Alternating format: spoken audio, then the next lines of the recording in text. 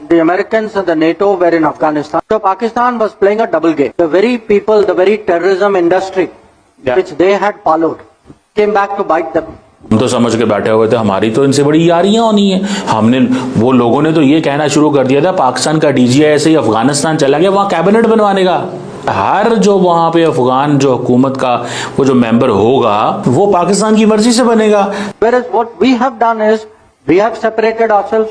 We have gone up to a higher level. This sense that IT for India means information technology, for Pakistan means international terrorism. That their branding, the terrorism chap has stuck to them. ये भी साबित हो चुका है कि अफगान तालिबान के जो leader है जो इस्लाम के नाम पे पाकिस्तान जो इस्लामी मुल्क है इसके मफादात पे हमला करते हैं और अमेरिका से पैसे ले रहे हैं ताकि पाकिस्तान में बेगुनाह शहरियों पे हमला हो।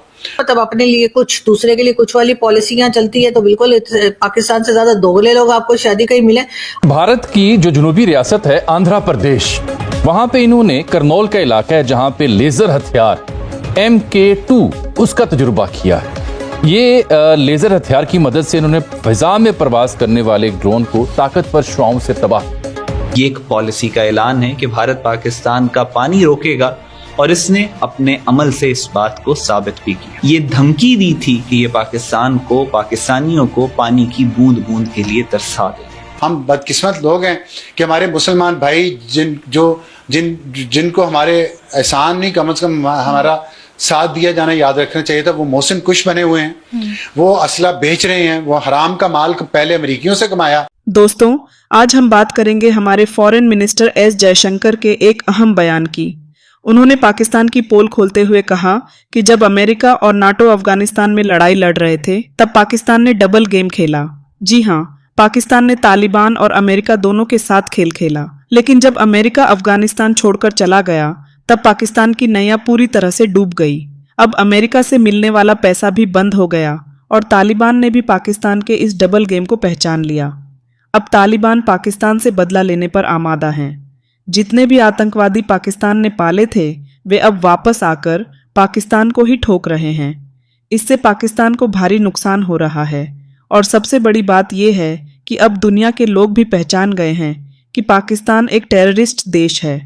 टेररिज्म का यह छाप अब पाकिस्तान पर साफ नजर आ रहा है।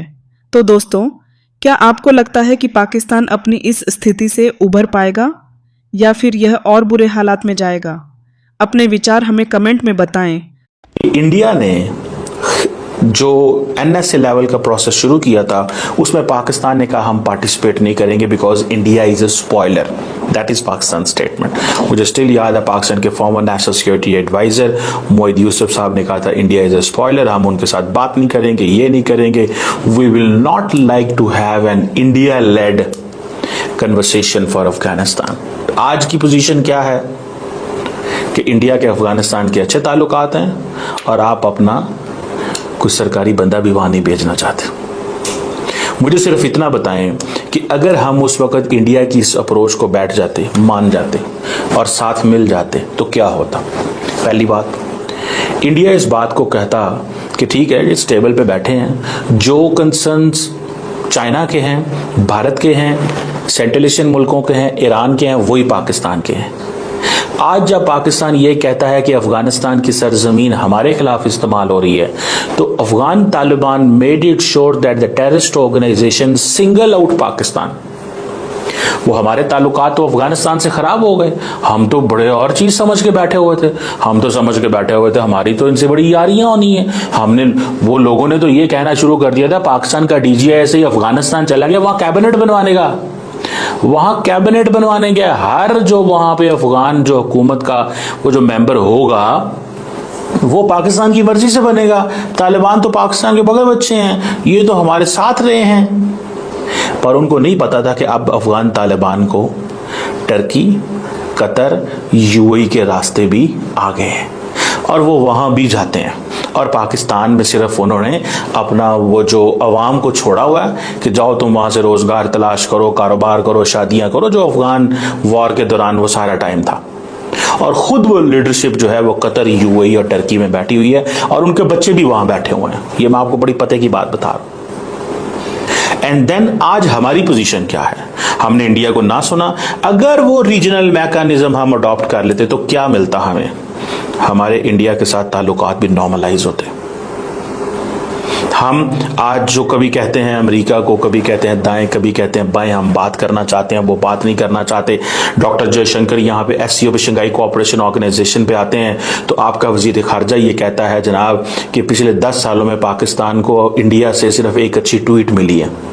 ये भारत की जो जुनूबी रियासत है आंध्र प्रदेश, वहां पे इन्होंने करनौल का इलाका है जहां पे लेजर हथियार MK2 उसका तजुर्बा किया है। ये लेजर हथियार की मदद से इन्होंने फिजा में प्रवास करने वाले एक ड्रोन को ताकतवर शुआओं से तबाह। ये भारतीय जंगी जुनून और पाकिस्तान की पोजीशन इस पे क्या है, हमारे पास क्या जवाब है, खत्ते में ताकत का तवाजुन कहाँ है, पाकिस्तान इससे कितना वेल अवेयर्ड है, इस पर बात करने के लिए हमने जहमत दी है ब्रिगेडियर रिटायर्ड मसूद अहमद खान साहब को, जो कि दिफाई तजिया निगार हैं, और साथ जाफर एक्सप्रेस में जो असलहा इस्तेमाल किया दहशत गर्दों ने, वॉशिंगटन पोस्ट की बड़ी होशुबा रिपोर्ट है कि वो अमरीकी असलहा था, इन तक कैसे पहुंचा। और पाकिस्तान तो बार बार दुहाई दे रहा है कि अमरीकी असलहा है, अफगानिस्तान में जो सेंचुरीज हैं वो वहां पे पल रही हैं। इस पे बात करते हैं बेड़ साहब से। बेड़ साहब, ये क्या है लेजर हथियार जो इंडिया ने जो सलाहियत हासिल की है, कितनी खबर दुरुस्त है और पाकिस्तान यहाँ इसका जवाब क्या रखता है? जी आप बहुत शुक्रिया। देखें कि जो एक रिसेंट 13 अप्रैल को इंडिया ने क्लेम किया और उसने दिखाया भी कि एक anti drone basically weapon system है जो लेजर की मदद से उन्होंने फायर किया है और ड्रोन्स को, फिर एक कुछ ग्रुप ऑफ ड्रोन्स को उन्होंने गिराया। और इसमें बेसिकली कैमरे हैं और सेंसर्स लगे हुए जो बेसिकली टारगेट को डिटेक्ट करते हैं सब्सिक्वेंटली और इसको फायर करके नो टाइम उसको गिरा देते हैं।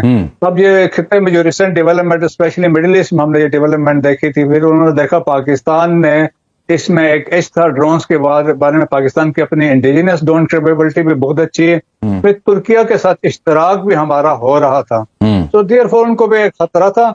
लेकिन देखें ये पहले ट्रायल थी, तो उससे ये है कि यकीनन खिते में एक तवाजुन वाली बात जो होती है, तो एक वो फैक्टर तो जरूर है, लेकिन इससे यकीनन पाकिस्तान ने अपने इस पे यकीनन इस पे स्टेप्स लेगा और पाकिस्तान यकीनन हो सकता है पहले पाकिस्तान ने इस पे कोई काम इस पे ऑलरेडी हो रहा हो तो वो कुछ अरसे बाद पता चलेगा। लेकिन देखें कि हमने जो हमारे सामने बड़ी वाज़ेह मिसालें हैं, आप देखें इजरायली ड्रोन सिस्टम जो है, आयरन ड्रोम जो था, वो देखें कि वो स्टार्ट होता है 10 किलोमीटर से। इसमें इनका जो आयरन ड्रोम और इसके बाद इनका सिलिंग सिस्टम है, डेविड सिलिंग है, फिर इसके बाद एरो है, फिर इसके बाद उन्होंने रखा हुआ था थाट था, फिर पैट्रियट सिस्टम था। इसके बावजूद आपने देखा कि जब हमास ने पेनिट्रेशन की, हमास वाले उतर गए थे और उस वक्त उनका जो सिस्टम काम नहीं आया। सिमिलरली फिर जब ईरानियन अटैक्स हुए थे तो हंड्रेड्स ऑफ ड्रोन्स गए थे, बट स्टिल दे मैनेज, और उन्होंने जाके स्ट्राइक्स किए हैं।